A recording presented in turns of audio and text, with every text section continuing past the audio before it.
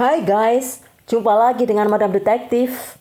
Semoga kalian dalam keadaan sehat dan bahagia. Episode kali ini Madam mengangkat sebuah kejahatan berat. Dan kasusnya berhasil diungkap berkat bantuan seorang paranormal. Detektif bekerja sama dengan sang paranormal mengungkap tewasnya seorang perawat yang terjadi di New Jersey yang merupakan negara bagian Amerika Serikat. TKP-nya terjadi di Belvidere, sebuah kota kecil di Warren County, New Jersey. Belvidere adalah kota kecil yang tenang, dengan jumlah penduduk sekitar 2.500. Penduduknya ramah, satu sama lain saling mengenal, dan pintu mereka selalu terbuka untuk menerima tamu. Kebiasaan penduduk kota itu adalah menikmati akhir minggu di taman yang ada di pusat kota. Di sanalah mereka bertemu dan berkumpul untuk saling mengenal dan menjalin keakraban yang lebih baik di antara mereka. Tidak heran jika tingkat kejahatan di kota ini sangat rendah. Namun ketenangan itu tiba-tiba sirna ketika pada tanggal 8 Agustus 1987 seseorang dengan panik dan ketakutan menghubungi 911 dan mengatakan Betty Connors, pacarnya, ditemukan meninggal terbujur kaku di atas tempat tidur di apartemennya. Polisi pun segera datang. Sampai di TKP, mereka melihat kondisi yang sangat miris di luar peri kemanusiaan. Betty meninggal dalam keadaan tangan dan kaki terikat di atas tempat tidurnya, dengan luka di kepala akibat benda tumpul. Dipastikan alat yang dipakai untuk menghabisi korban adalah palu. Ada sekitar 20 luka di tubuhnya, juga genangan darah di tempat tidur.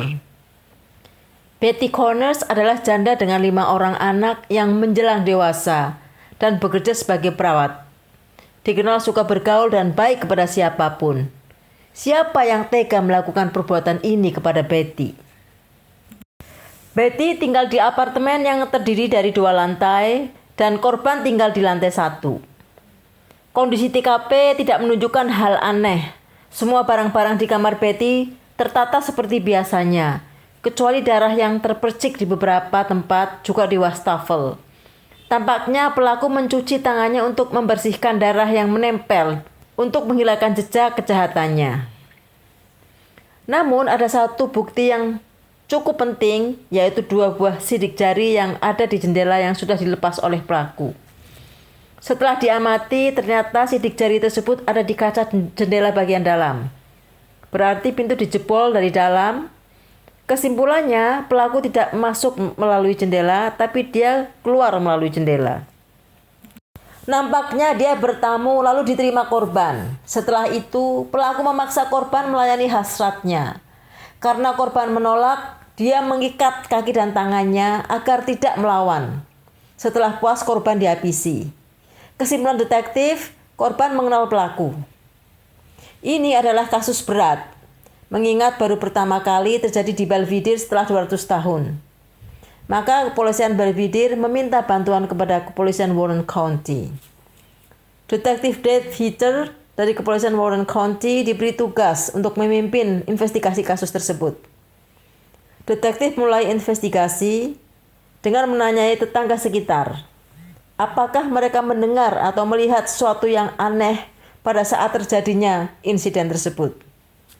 Namun menurut para tetangga, mereka tidak melihat atau mendengar sesuatu yang aneh pada malam itu.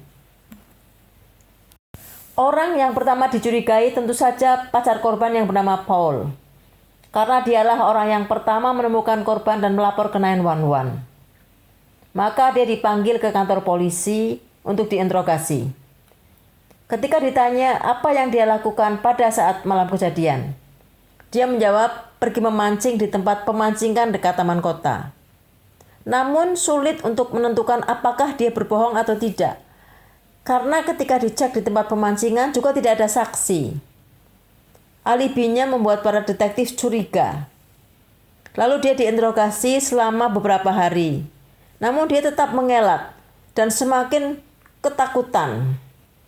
Akhirnya dia memilih tutup mulut, lalu meminta pengacaranya untuk mewakili dirinya. Masyarakat Belvidere sangat ketakutan karena ada pelaku kejahatan yang sangat berbahaya di komunitas mereka. Bukan tidak mungkin akan ada korban lagi Bisa jadi pada keluarga mereka sendiri. Tetangga sekitar secara sukarela datang ke kantor polisi untuk diinterogasi dan melakukan tes uji kebohongan. Namun semuanya lolos. Sementara itu, Peggy, adik korban, bolak-balik ke kantor polisi menanyakan apakah pelakunya sudah tertangkap. Namun hasilnya selalu mengecewakan. Beruntung, di sana dia bertemu dengan seseorang yang memberitahu tentang Nancy. Seorang paranormal yang bisa mengetahui suatu peristiwa yang orang lain tidak bisa melihat.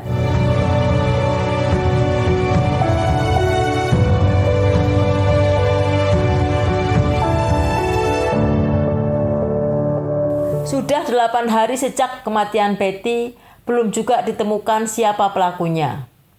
Orang tua Betty, anak-anaknya, dan adiknya Peggy tentu sangat sedih dan kecewa. Karena itu Peggy segera menghubungi Nancy, sang paranormal. Ketika mereka berdua bertemu, sambil menggenggam tangan Peggy, dia berkata, "Ini suatu kejadian yang sangat miris. Peristiwa tragis yang menimpa kakakmu, bukan? Dan pacarnya merupakan tersangkanya. Bukan dia pelakunya," kata Nancy. Peggy terkejut, padahal dia belum bercerita apapun ke Nancy. Menurut Nancy, ini sesuatu hal yang tidak bisa disampaikan ke Peggy. Nancy minta untuk dipertemukan dengan detektif yang menangani kasus tersebut. Maka Peggy menghubungi detektif Dave. Ketika diberitahu tentang hal Nancy dan apa yang dilihatnya, detektif Dave mengatakan bahwa dia kurang percaya dengan hal seperti itu. "Tapi oke lah kalau mau ketemu saya," katanya. Kemudian diketemukanlah dia dengan detektif Dave di kantor polisi. Detektif menceritakan kasus tersebut dan menyatakan bahwa tersangka utamanya saat ini adalah pacar korban. Lalu Nancy menjawab, bukan dia pelakunya. Nancy merenung sejenak. "Saya melihat seorang laki-laki, sebuah palu, dan seorang wanita yang ketakutan tak berdaya. Lalu saya melihat di atasnya ada bayangan seorang lelaki berjalan. Dialah pelakunya. Jadi pelakunya orang yang tinggal di lantai 2 persis di atas apartemen Betty. Namanya John, inisialnya JR." Detektif Dave sangat terkejut. Penghuni di lantai atas apartemen Betty namanya memang John. Lengkapnya John Reese, sesuai inisial yang diberikan oleh Nancy, JR. Detektif menjelaskan kepada Nancy, John sudah kami interogasi, dia punya alibi, dan menjelaskan alibinya secara logis. Dia juga lolos tes uji kebohongan. Dia di sana pada saat detektif datang. Dia di sana pada saat tubuh korban diangkat. Dia ada saat polisi membutuhkan informasi. Dia juga yang membantu para detektif menemui tetangga sekitar apartemen untuk dilakukan interogasi dan tes uji kebohongan. Pokoknya selama menangani kasus ini dia banyak memberi bantuan. Saya tidak yakin dia pelakunya, kata detektif. Nancy menjawab, "Gak masalah dia punya alibi. Gak masalah dia lulus tes uji kebohongan. Itu semua tidak ada kaitannya, karena dialah pelakunya." Kemudian Nancy dibawa ke TKP. Di sana dia melihat bahwa waktu terjadinya peristiwa itu pukul 1.30 pagi. Bukan, detektif Dave menyangkal. Kejadiannya jam 12 malam. Tidak, jam 1.30 pagi. Nancy mengoreksi. "Saya melihat pelaku itu memakai sabuk model country dengan gesper segi 4 dari logam berwarna kuning emas, dengan gambar kepala kuda di tengahnya." "Oke, kali ini saya akan berspekulasi mengikuti petunjukmu," kata detektif. Lalu detektif Dave melaporkan kepada atasannya. Atasannya berkomentar, "Kamu sudah gila apa?" Tapi dia tetap akan mencobanya. Kemudian dia mereview lagi hasil interogasi dengan John Reese dan meminta detektif lain untuk menginterogasi lagi.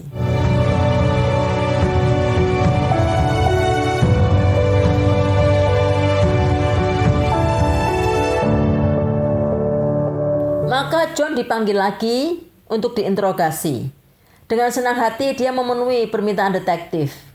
Seperti biasa dia menjawab pertanyaan detektif dengan ramah dan penuh keakraban.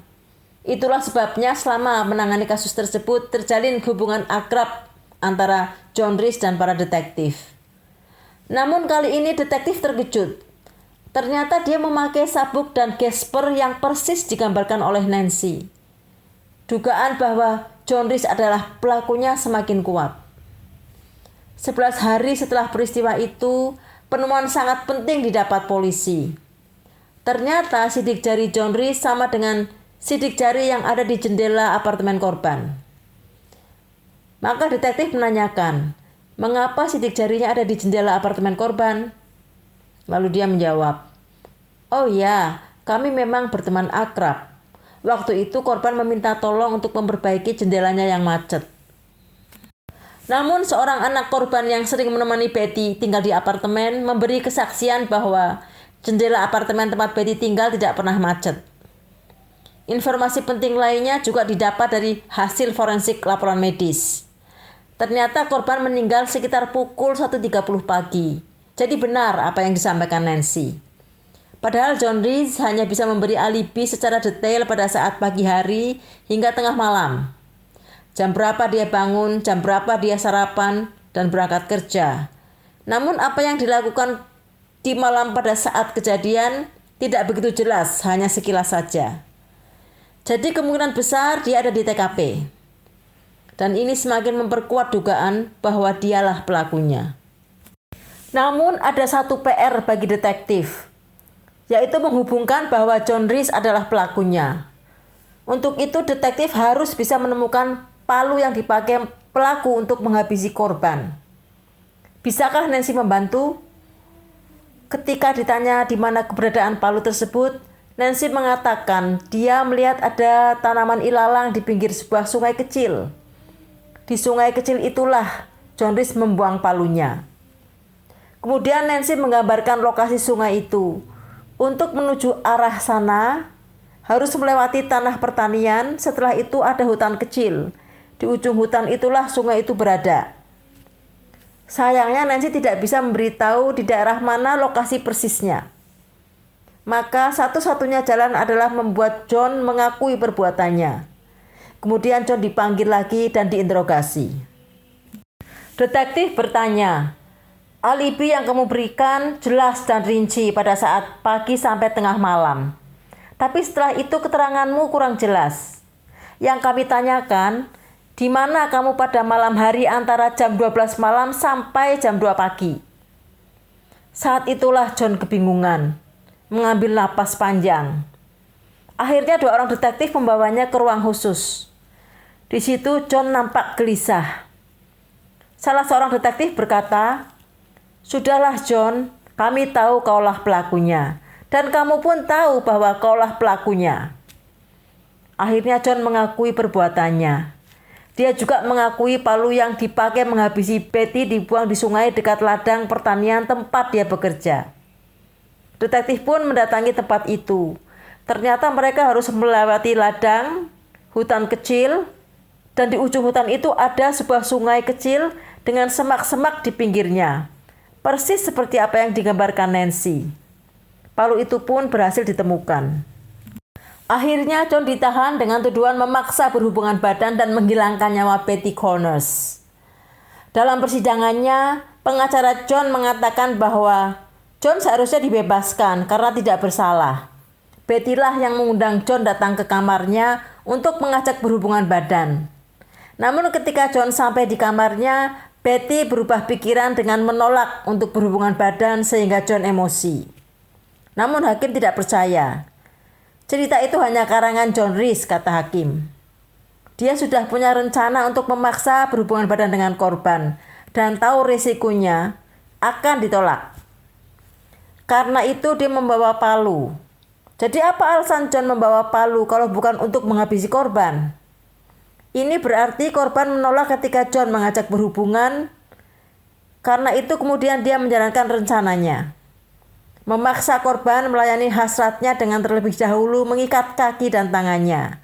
Setelah itu menghabisi korban dengan palu yang sudah dia siapkan. Dia berhasil masuk ke apartemen korban dengan pura-pura bertamu. Palu sudah dibawa dan diselipkan di balik bajunya. Karena John adalah tetangga, maka korban tidak curiga. Membuka pintu ketika John mengetuk pintu apartemennya. John, 32 tahun, seorang yang tinggal di atas apartemen korban dengan pacar yang memiliki 2 anak, diganjar dengan hukuman 150 tahun atas kejahatan yang sudah dilakukannya. Tentu masyarakat bewilder terkejut mengetahui bahwa pelakunya adalah salah seorang dari komunitas mereka yang selama ini dikenal baik juga ramah. Dan penghargaan mereka kepada Nancy yang dengan kemampuannya bisa menguak siapa pelakunya. Juga kepada para detektif yang sudah bekerja keras. Sekian dulu guys, semoga kita bisa mengambil hikmah dari kisah ini. Sampai jumpa di kisah berikutnya dan terima kasih sudah menyaksikan.